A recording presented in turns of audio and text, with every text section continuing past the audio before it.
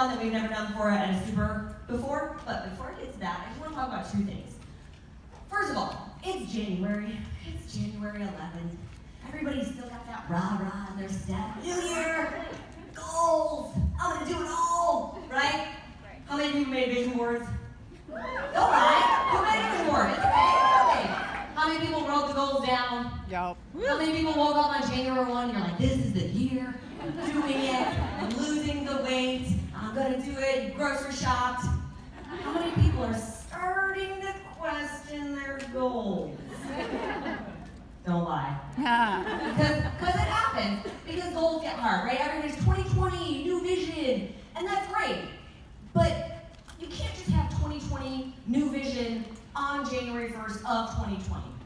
You have to have 2020 vision about where you're headed in your life every single day, not just in the month of January. Like, New Year's Day was a Wednesday, and everybody's like, oh my God, it's Thursday. And I was like, you guys, it's Wednesday. It's Wednesday. It's Wednesday. Yesterday was Tuesday. Today's Wednesday. No magic fairy dust was sprinkled on you. If you weren't doing it yesterday, why are you going to do it today? The only reason you're going to do it today is that you woke up and you made a new choice to do it. And you're going to have to keep making that choice every single day after, the party hats come off and the tree comes down and life goes back to just being life and we're not all on holiday break. So you not only have to have that 2020 vision, you have to have the plan for that vision, right? So hopefully you thought about what you want to accomplish, but if you think about it and you don't put a plan into action, you have no way to get there. You have to have the vision. You have to have the plan. And by having the plan, then you can have the focus to keep getting there. And I want to encourage you guys today, when you walk away from this event all motivated, to really think about whatever that vision is for yourself, for your health, for your fitness, for your business. Then I want you to come up with a plan for it. And when you think you put a plan, I want you to look at that plan, I want you to analyze that plan, I want you to go deeper on that plan. You got to break it down. It can't just be, I'm going to lose 20 pounds this year. That is not going to get you to the 20-pound weight loss because there's no actual plan. How do you plan to get to the 20-pound weight loss? I'm going to get up every single day and push play. Okay, what are you pushing play on? Okay, I'm going to push play on 21-day fix. Great, that's 21 days. What are you doing after that? You see what I mean about how you have to keep breaking it down for yourself? Because I can't tell you how many people get to the end of that 21 days or 80 days or 6 weeks and they haven't set in plan the next thing that they're going to do. And they're like, I'll take a week off. And a week becomes 2 weeks. And then 2 weeks becomes a month or two. And then they see them at a Beachbody event and they say to me, I was in the best shape of my life when I was on those containers. And I look at them and I'm like, and? What do you mean, when? Why'd you stop? Oh, well, life happened. Life's always going to happen. Life's always going to be hard. But if you have a plan, then you can have the focus to stick to that plan. It's just something I want to put out there. I'm not going to go on and on about it because I know everybody has been talking about it so much. But I think it's really important, again, to look at whatever your plan is and say, can I go in more? Yeah. Can I be more specific with myself? Because the more specific you are and those smaller goals that you have, the easier that bigger goal becomes to achieve. Yes? Yeah. Cool. Number 2, this is just my own personal thing. It's January 11th. It's my big brother's birthday. Y'all might know him.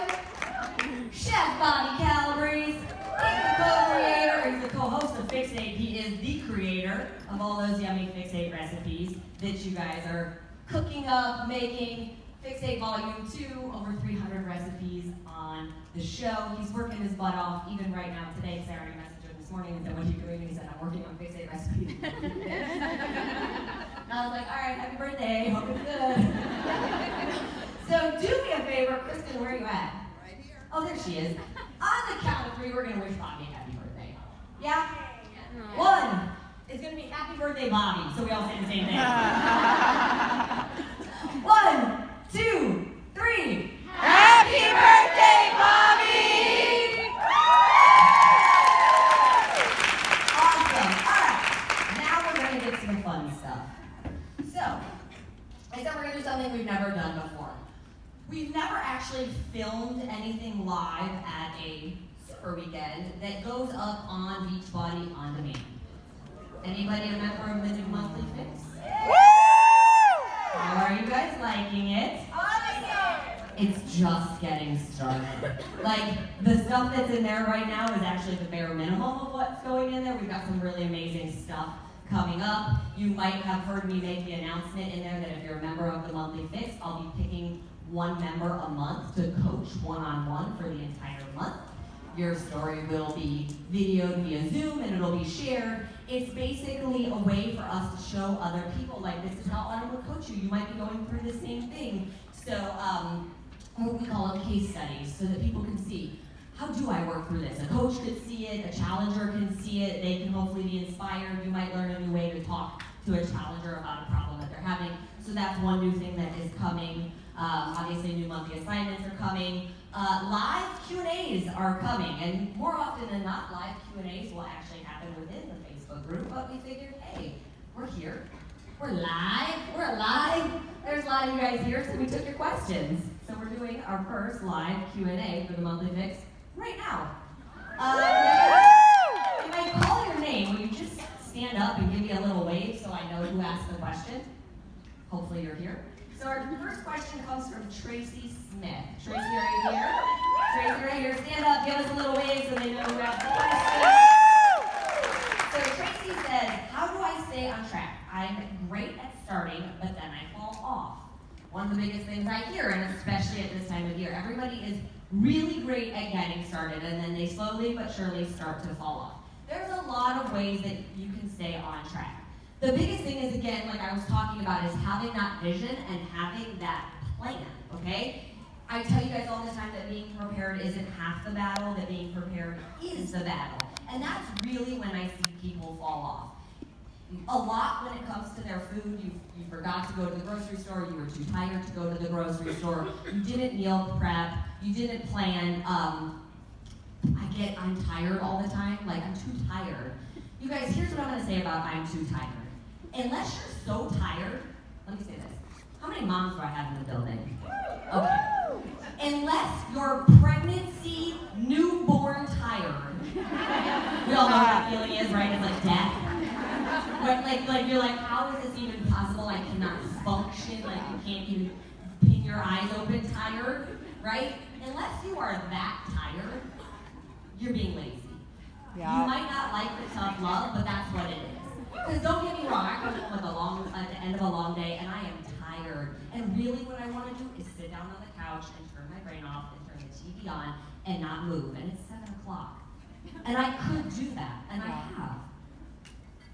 I'm not that tired, you guys, that I can't go cook. It's that I don't want to. Okay? I'm being lazy. So here's one thing. I just interviewed Marie Forleo. Do you guys know who she is?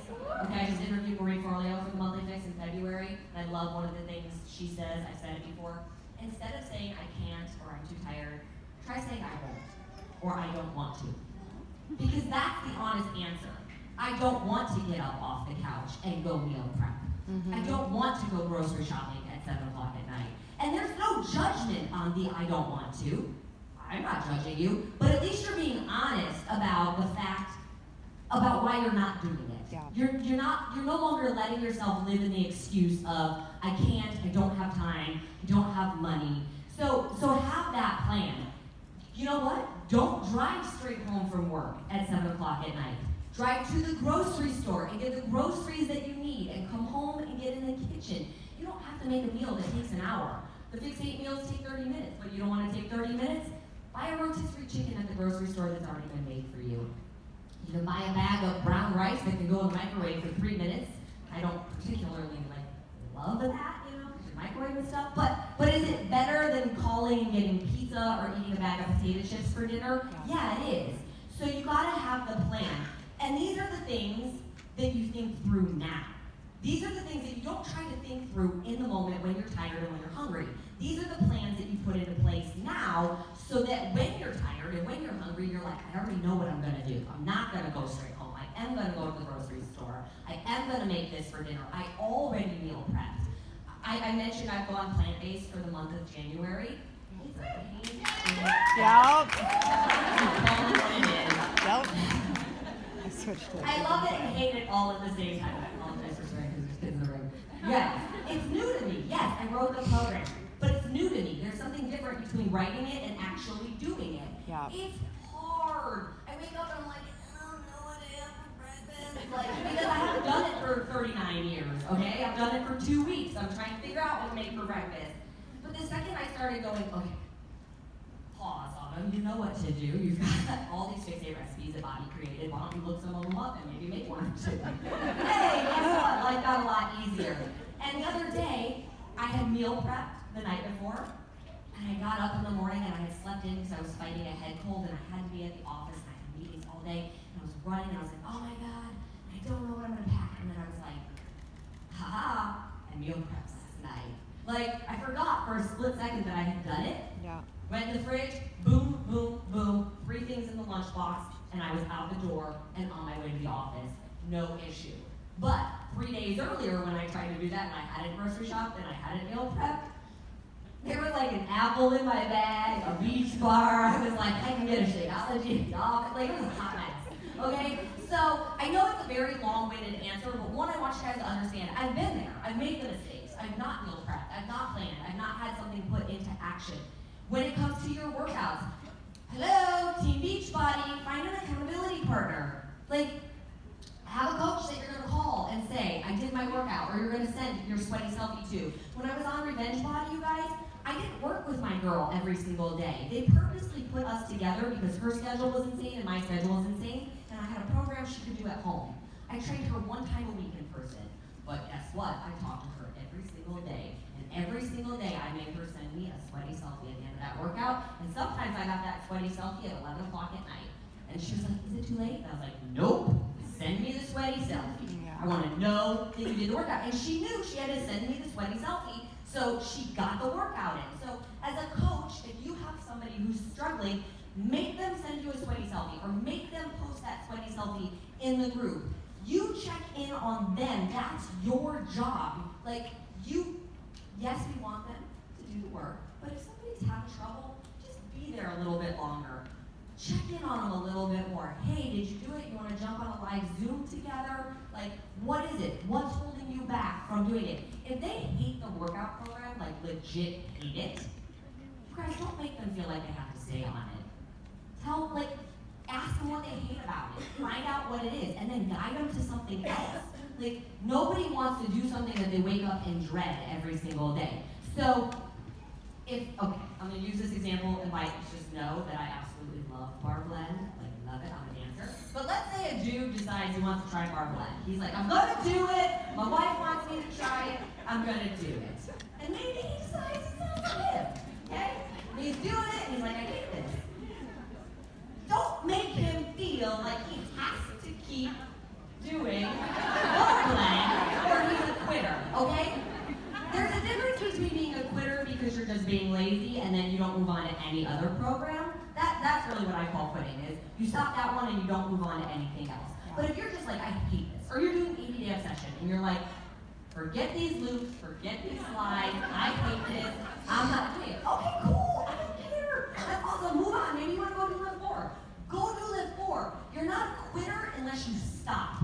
So go do something else. And then you're not quitting anything, you're just switching until you find the thing that you like. You're going to kill me. These are like the longest answers ever. It's my show. Kristen, have fun editing. Okay. Ann Christensen. Are you here? Woo! Okay, so Ann's question. How can I find balance after achieving my fitness and weight loss goals and lost 110 pounds on portion mix? Woo woo! But now I need to maintain after finishing the program. So here is my question for you, Ann. When you say after finishing the program, what program are you referencing? I think what I was referring to was just balance over time, because when I say like finish, that was like 2 years ago that I finished and met that goal, and I've gone on to do things. So finish your weight loss goal? Right, yeah. Okay, I see. I see what you're saying. Okay, I want to make sure I understand the question. Because so often, what people will say is, oh, I finished, now what? And what they're referencing is, oh, I finished Ultimate Portion Mix, and now what? There is no finish. Yeah. Like, there's a misconception that because in 30-day increments you recalculate your formula, that there's an end date at 30 days. There is absolutely no end date ever, ever, never, ever on your nutrition. Yep. Yes. So, one, stop coming to me and saying I was in the best shape of my life when I was on those containers. You should still be on those damn containers. Yeah. Because it doesn't mean you guys have to take the containers with you every single place you go and fill them every single day. Like, once you get the hang of the containers, I would say switch to using them once a week, right? So that you still check yourself. I still use them once or twice a week. I check myself. It's happened before where I was like, oh, it's like yellow, and then I measured it, and I was like, it was close. I give myself a little bit more, but giving yourself that little bit more time after time will eventually lead to significantly larger portions. Yeah. And then you also have to check yourself in terms of like, oh, I've been doing the program for so long, I'm so super comfortable with it. I got this. That's what everybody said to me when Ultimate Portion Fix the Home program came out. They were like, why do I need it? I got this. And I'm like, if y'all had it, I wouldn't have just filmed Ultimate Portion Fix the Home program, and you wouldn't be coming up to me saying, I was in the best shape of my life when I was on those containers. You don't all have it. You might mentally understand it, but you're not practicing it. And if you're not practicing it, then you don't have it, because it really should become second nature, like brushing your teeth every day, right? We brush our teeth every day, we take a shower, we don't stop doing those things when we go on vacation, or when life gets hard and we get sad, or any other thing. Like, you still do the basic necessities of hygiene. So your nutrition and your fitness should be the same thing. When it comes to like, okay, I've hit my 110-pound weight loss goal, now what? Now you calculate into maintenance and you keep going. There's no stop. You guys, I've been at my weight goal for 9 years, but I still follow the containers. And at the point I try to drive home to people, whenever somebody's like, well, the holidays, well, I'm stressed out, well, I'm too busy, well, I'm a mom, and I'm like, I'm stressed. Yeah. Yeah. You heard the phone calls I was getting from my kid last night? Woo-wee! It was bad. Yeah, he's having a real moment and mom wasn't there for him. That's stress, okay? If you saw the work schedule right now, you guys would laugh. Kristen's laughing in the back at me right now as I say it. It's just stupid. There's literally not even enough hours in the day for the amount of work I'm doing right now. I'm a mom. There's no excuse. And guess what? The holidays just came and went. I ate all the food I wanted to eat. I drank all the wine I wanted to drink. I had a glass of wine last night. I had a Paloma 2 days before that. So, and I'm not trying to be conceited or be ass about it. What I'm trying to say is that you can live life and your weight doesn't have to fluctuate 5, 10, 15, and 20 pounds at certain points in the year, right? Like, people always say, oh, it's summer, it's barbecues. Oh, great. I go to barbecues all the time. I go on vacation for weeks at a time, spend a week in Miami with the Delgados. Let me tell you, that is not you want to talk about a challenge? Go stay with the Delgados for a week. I love them. They're the best thing ever. We have the best time. But my point is that if you stay on the containers, or the concepts of the containers, portion control, balanced macronutrients, significantly reducing, if not eliminating, those highly processed foods, you push play on that workout, you take the rest when you need it. You should stay at that goal weight forever and ever and ever and ever and ever. It shouldn't really be an issue. Maybe you'll fluctuate 1 or 2 pounds here or there, maybe 3, but like ultimately, unless you decide I want to gain weight and start eating in a surplus, your weight should stay where it is if you calculate into maintenance and you stick with the principles of Ultimate Portion Fix. So that's really my best advice for you, is that you have done an amazing job, 110 pounds. Can we just get you calculate into maintenance and keep going, right? Because that's the beauty of it. You can have your desserts, you can have your cocktails, you have 300 different Fix8 recipes plus 8 more now, 8 new ones a month coming in the monthly fix. Like, I can't think of something that you guys could want a recipe to that we haven't already done, except for things like, you know, you guys asked me to like do an Oreo or something. And I'm like, certain things aren't really food, and so no, I'm not gonna fix it for you. Although my kid did just challenge his uncle with trying to fix a Twinkie. I was like, Bobby, can you fix a Twinkie?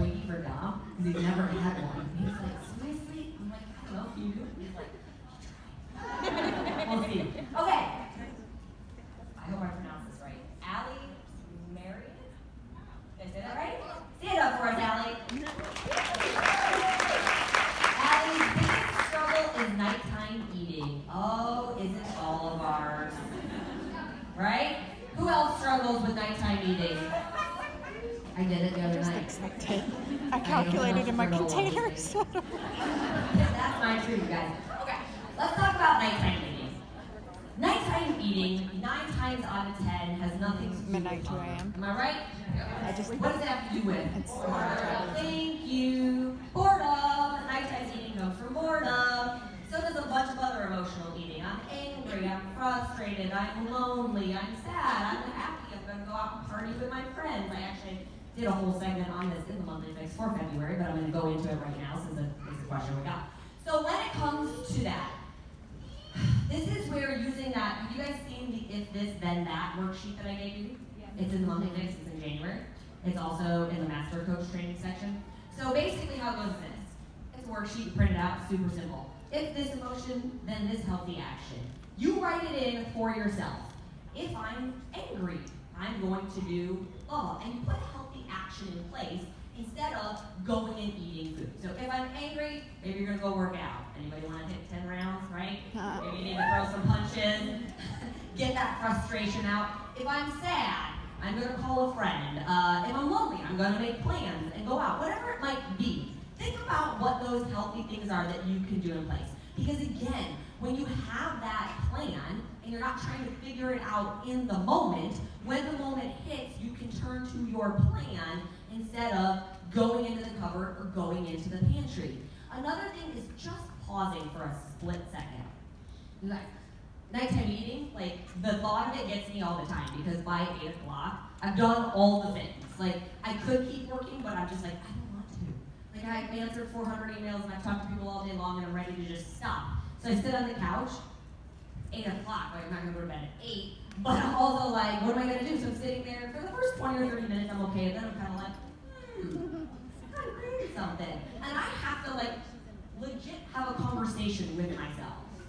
Autumn, you're not hungry. Are you hungry? I do a little check. Am I hungry? Maybe I look at my tracker. Did I miss a container? Do I have any containers left? No, I don't. I ate all my food. No, I'm actually not hungry at all. I'm bored. So either I get up off the couch and I go call a friend, or I read a book, or I go take a bath, or I've been known to go put on Country Heat and do a dance workout, because that for me is fairly easy, like it's more like fun for me. I'll go do any and all of those things, because sitting on the couch being bored, I'm only gonna resist it so long before I'm like, I'm just gonna have one thing. And you're in there, and you walk around and pick something, and you're like, that's not what I want. And nothing you pick, by the way, is gonna make you stop being bored. Maybe for the 5 seconds while you're trying to decide what to eat, you won't be thinking about that because you're bored. But you're gonna eat it, you're still gonna be bored, but now you're gonna be bored and pissed. Yeah. You're gonna be bored and mad that you just ruined your good eating for the day. If you can remind yourself of that, look, I'm just giving you guys the little tricks of the mind games I play with myself. Autumn, you're gonna go eat the chocolate, but you're gonna be pissed that you ate the chocolate because you didn't have a yellow to eat the chocolate, so why are you eating the chocolate? Go to the chocolate. Sometimes I'll literally just go in my bedroom and watch TV just so I'm not in the kitchen, like by the kitchen. Yeah. Because if I'm not by the kitchen, I won't go in there. The one other thing I'm gonna say is this.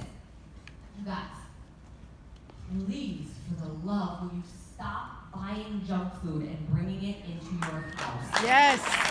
Like, literally, if you want my best weight loss tip ever, stop buying the junk and bringing it into your house. I had somebody in my diet bed asking me about this the other day, and she said she was talking about the fact that she's a binge eater, like a diagnosed binge eater, and she'll eat a bag of cookies and then she'll eat a bag of chips, and I'm like, okay, binge eating aside, because I'm not a therapist, so I'm not really qualified to handle that. But let me ask you this. Why is the bag of chips and the bag of cookies in your house if you know you can't resist it? Yep. Throw it out.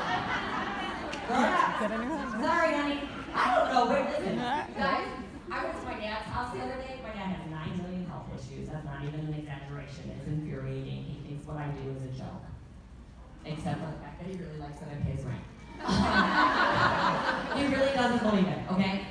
I open his refrigerator. He's got all these issues going on. I open his refrigerator, and there is a liter of soda. Oh my God. Brand new, hasn't been opened yet. And I was like, what's this? And he's like, what? It's root beer. And I was like, it's soda, Dad. It's crap. Poison. He said, Yeah. Autumn, I don't have it that often. Oh my And I God. was like, okay. Dom was talking to him. I walk up to the fridge. Bottle of soda went right in my purse. 30 minutes later, we left the house. Soda went in the trash. He called me the next day. He's like, where's my soda? I was like, I have no idea what you're talking about.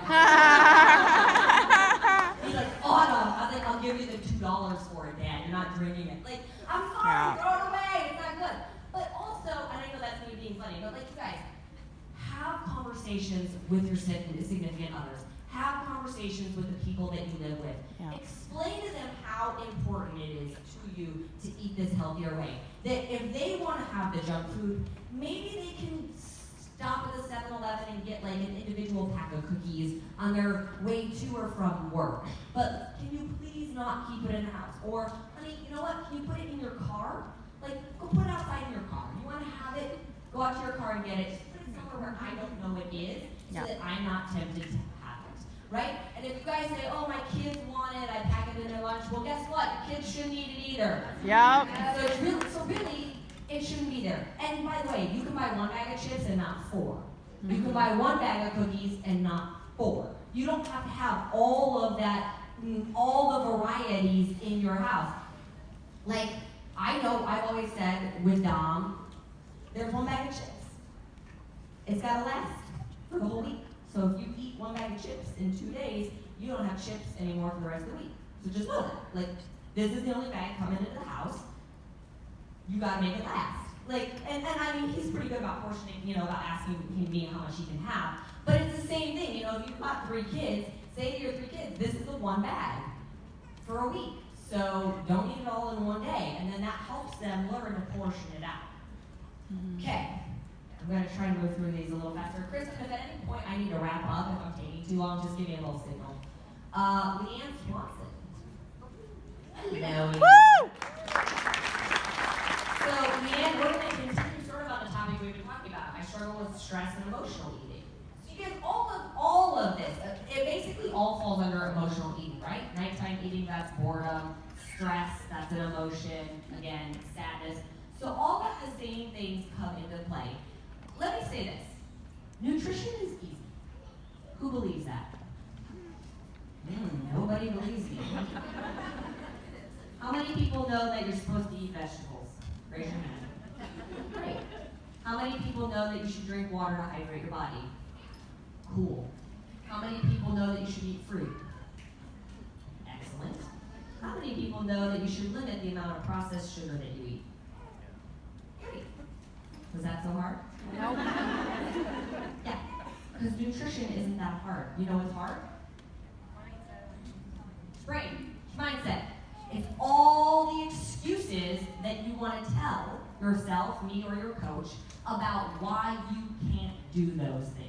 I had a gentleman message me the other day from the diet bag, because people in my diet bag text me directly, and actually if you are in it, just know it is me. I've got like 500 messages on there right now. And he was like, well, here's the deal, I'm trying to do the program, my wife's helping me, but I just don't like vegetables.